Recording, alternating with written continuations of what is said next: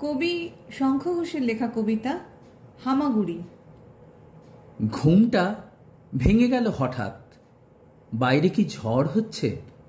দাপাদাপি করছে জানলার পাল্লা দুটো, মাঝে মাঝে বিজলি ঝলকাচ্ছে।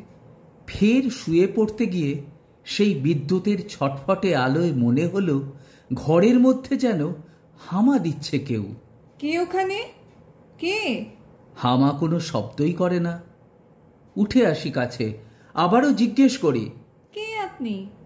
কি চান? সে তবু নিশ্চুপ থেকে এ কোণে ও কোণে ঘুরছে, মাথা তুলছে না কিছুতেই, চোখে চোখ নয়।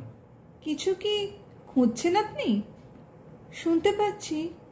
খুঁজছি ঠিকই, খুঁজতে তো হবেই, পেলেই বেরিয়ে যাব নিজে নিজে হেঁটে।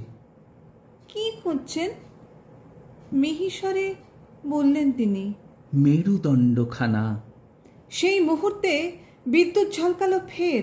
চমকে উঠে দেখি একা নয়, বহু বহুজন একই খোঁজে হামা দিচ্ছে, এ কোণে ও কোণে, ঘর জুড়ে।